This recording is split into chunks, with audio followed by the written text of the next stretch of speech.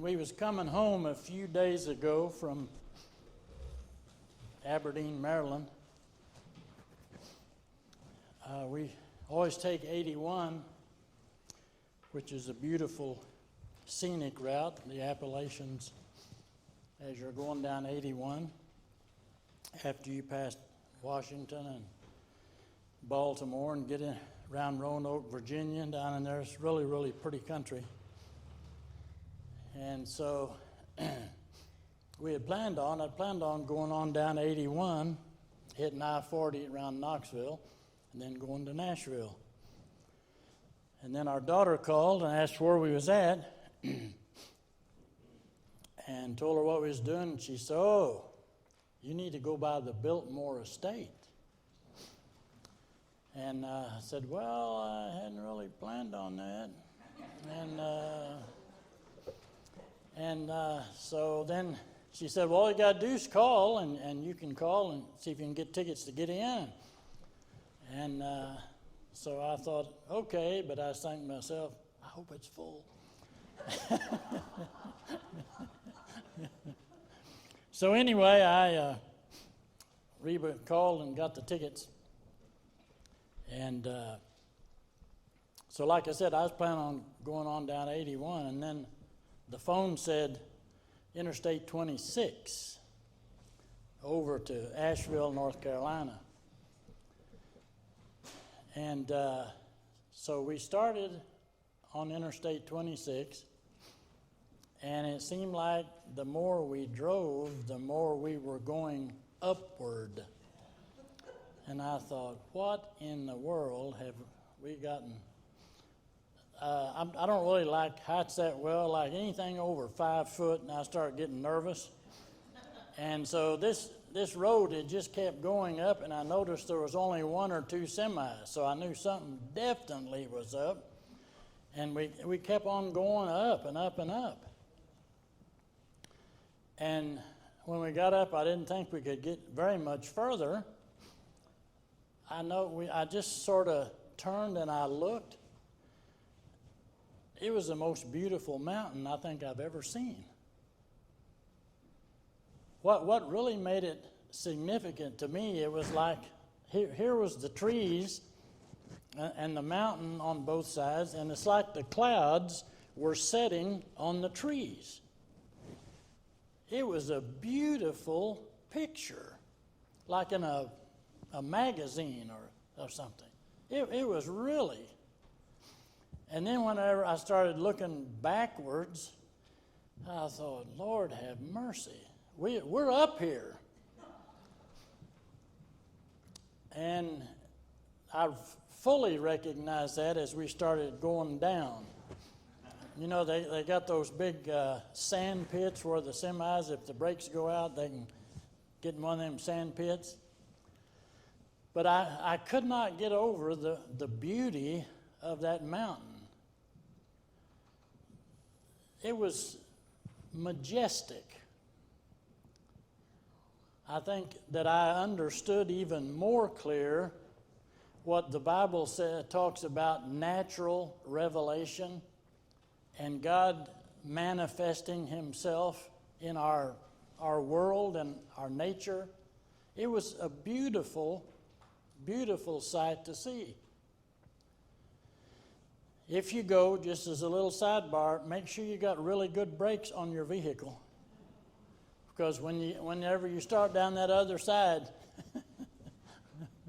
you're going to get going real quick, real quick. I was looking at the different passages for the lectionary, and Psalm 48. Psalm 48 talks about Zion, Mount Zion, the hill on which Jerusalem stood. Mount Zion was the Jebusite hill that David captured and made into his royal city of Jerusalem. From early times, it stands for God's choice of the place where he dwells. In the New Testament, It stands for the redeemed city of God, the New Jerusalem. A couple of words in there, in that 14 verses of Psalm 48. One is a citadel. Citadel is a fortress typically on high ground protecting or dominating a city. And another word is rampart, a defensive wall of a castle or walled city, a protective barrier. One more big thing as I turn to Psalm 48, we went to the Biltmore. Don't know if you've ever been or not, but it's the Biltmore Estate in Asheville, North Carolina. It has 252 rooms and 48 restrooms, and none of the restrooms work, they said. And I thought that could really be a problem with all of these people in here. But anyway, it was an unbelievable building. It had this huge library, a 10,000 book library, and I think the most impressive thing to me was the dining room had a table, a very long table. It seated 80 or 82 people. So that could be used for a whole lot of churches. They could just have the people come in there. There was another dining room, a smaller one, not quite as many chairs, but that was for breakfast. But it was huge. When I first saw the thing, I thought, well, this is the United States version of Downton Abbey. And so we were standing in the front, and Reba took my picture, and I took hers, and then this couple from Florida said, "You want us to take your picture?" Sure. I was standing there looking for Mrs. Patmore, and Mrs. Patmore fussing at Daisy about something in the kitchen. And to me, it reminded me exactly of Downton Abbey. But it was definitely something to see. The mountain was the most impressive part. And Psalm 48, I'm going to read it out of the NLT. I'm sure that I told Isaiah the NRSV, but I'm going to read it out of the NLT. It's only 14 verses. This is talking about Mount Zion, the city of God. How great is the Lord, how deserving of praise, in the city of our God, which sits on his holy mountain. It is high and magnificent. The whole earth rejoices to see it. Mount Zion, the holy mountain, is the city of the great King. God himself is in Jerusalem towers, revealing himself as its defenders. The kings of the earth joined forces and advanced against the city, but when they saw it, they were stunned. They were terrified and ran away. They were gripped with terror and writhed in pain like a woman in labor. You destroyed them like the mighty ships of Tarshish, shattered by a powerful east wind. We had heard of the city's glory, but now we see it ourselves. The city of the Lord of heaven's armies. It is the city of our God. He will make it safe forever. O God, we meditate on your unfailing love as we worship in your temple. As your name deserves, O God, you will be praised to the ends of the earth. Your strong right hand is filled with victory. Let the people on Mount Zion rejoice. Let all the towns of Judah be glad because of your justice. Go inspect the city of Jerusalem, walk around and count the many towers. Take note of the fortified walls and tour all the citadels. that you may describe them to future generations. For that is what God is like. He is our God forever and ever, and He will guide us until we die. A description of the mountain. In our Methodist hymn book, on page 73, I want to read a verse. I remember hearing this many, many times as a kid, the song Marching to Zion. This is what we are doing. We're marching to Zion on our way home. Come we that love the Lord, and let our joys be known. Join in a song with sweet accord, join in a song with sweet accord, and thus surround the throne. And thus surround the throne. We're marching to Zion, beautiful, beautiful Zion. We're marching upward to Zion, the beautiful city of God. That is what we are doing. We're marching to Zion, the city that is described in Psalm 48. There's another part to this. That city is talking about the New Jerusalem. Revelation talks about the New Jerusalem. Revelation 21, 1 through 4. Then I saw a new heaven and a new earth, for the old heaven and the old earth had disappeared, and the sea was gone. I saw the holy city, the New Jerusalem, coming down from God out of heaven like a bride beautifully dressed for her husband. I heard a loud shout from the throne saying, Look, God's home is now among His people. He will live with them, and they will be His people. God Himself will be with them. He will wipe every tear from their eyes, and there will be no more death or sorrow or crying or pain. All these things are gone forever. And then 21, 9 through 14. Then one of these seven angels who held the seven bowls containing the seven plagues came and said to me, Come with me, I will show you the bride, the wife of the Lamb. So he took me in the Spirit to a great high mountain, and he showed me the holy city, Jerusalem, descending out of heaven from God. It shone with the glory of God and sparkled like a precious stone, like jasper, as clear as crystal. The city wall was broad and high, the 12 gates guarded by 12 angels.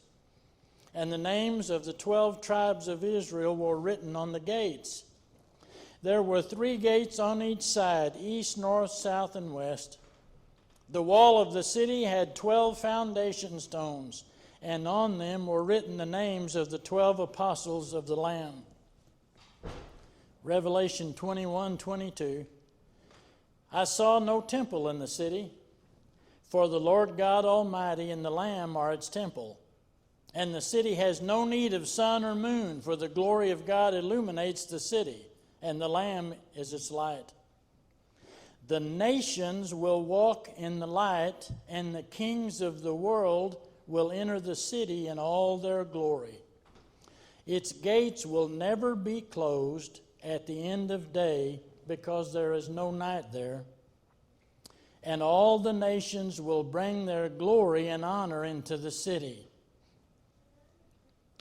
And then this is a very important part, verse 27. Nothing evil will be allowed to enter, nor anyone who practices shameful idolatry and dishonesty, but only those whose names are written in the Lamb's book of life. Only those whose names are written in the Lamb's book of life are going to enter into the city of God. If it's anything, that mountain in Asheville, North Carolina, was just a a tiny nothing in compared to the city of God, the city of Zion that we're marching to. But the sad part about that is nothing evil will be allowed to enter. Only those whose names are written in the Lamb's Book of Life. Revelation 22. Look, I'm coming soon, bringing my reward with me to repay all people according to their deeds. I am the Alpha and the Omega, the first and the last, the beginning and the end. Blessed are those who wash their robes. Blessed are those who wash their robes. And one of the privileges that we have at this church, it's a robe washing station. Not literally. It's a robe washing station right here. That is what this means. Blessed are those who wash their robes. And then listen to this. They will be permitted to enter through the gates of the city and eat the fruit from the tree of life. Enter through the gates of the city?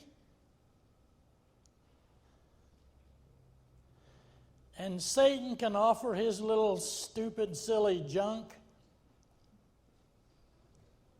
and take a chance on entering to the gates of the city?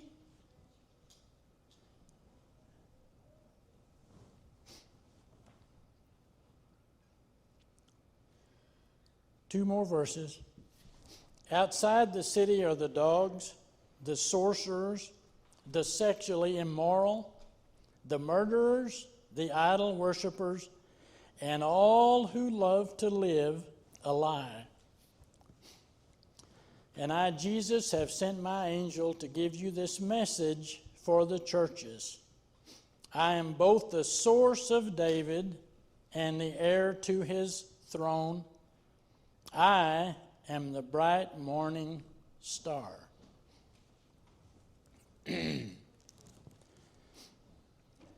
This altar is a place to wash your robe, and it's also a place to get your name written down in glory.